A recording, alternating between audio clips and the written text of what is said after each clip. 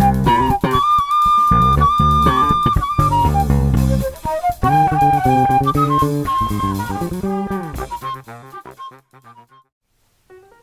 know, here at Liberty, we get asked a lot about the price of gold and where it's going to go. You know, nobody really knows for sure. We actually think it's going to go a lot higher. But rather than pick a price and try to say something that may or may not happen, let's take a look at the reasons why we think gold is going to go higher and base your decision on that. So, the future price of gold, here's the reason why we think it's going to be a lot higher than what it is now. One of the reasons is, of course, the world is increasing and printing money, so that's one reason. But let's just narrow in here the United States. What this chart here represents is, you're taking a look at the red number here, okay? That's our yearly national debt.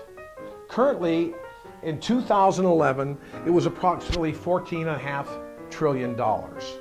That's what the national debt was. We take in, this green represents here our national revenue. The national revenue, total tax receipts, are only $4.5 trillion.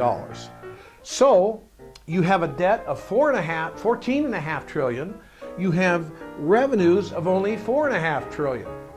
Okay, what does that mean? That means there's a limit, a debt then, that we haven't paid of $10 trillion that year.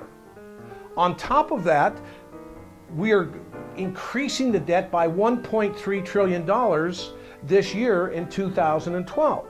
So that will increase that to over $15.5 trillion, but we're still only taking in $14.5 trillion. Again, so what does that mean? If you have a $10 trillion deficit of money that we owe, there's only two things can happen. We go bankrupt and don't pay the money, or what else do we do? This is the beauty of our United States government. They get to print the money. They print money we don't have.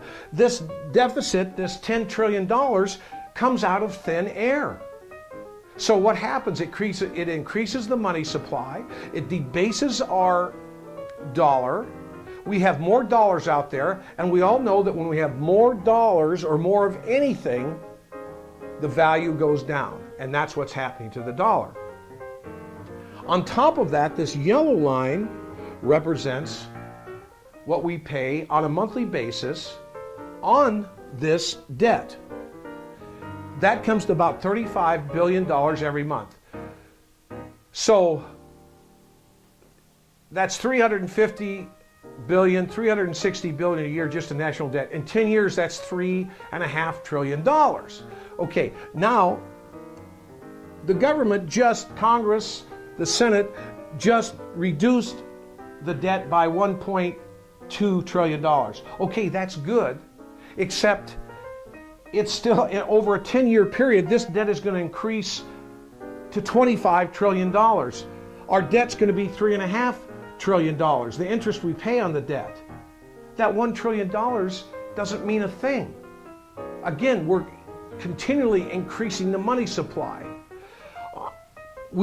Congress just said in 2012, as I said before, the national debt now is going to be $16.4 trillion. So we keep increasing the debt all the time. We don't have the money to pay it. The only way we can pay that is to print money. Again, when they print money, it debases our dollar. So what's happening is your dollar is going down all the time. So the evidence, the preponderance of evidence for gold and silver, platinum, all precious metals to go up is, as I say, the preponderance of evidence is there. Gold is going to go up based on this. There's no politician, Republican or Democrat, that are going to cut the debt back. And as I said at the beginning, when Europe, that's how they're getting out of their debt. They're going to print more money. So I'm just saying, look at the facts. Don't look at phony prices. We don't know where the price of gold is going. But again, the preponderance of evidence is that gold will go up a long way for a long period of time because we're not getting a handle on this. Thank you so much. This is Dave Block at Liberty Precious Metals.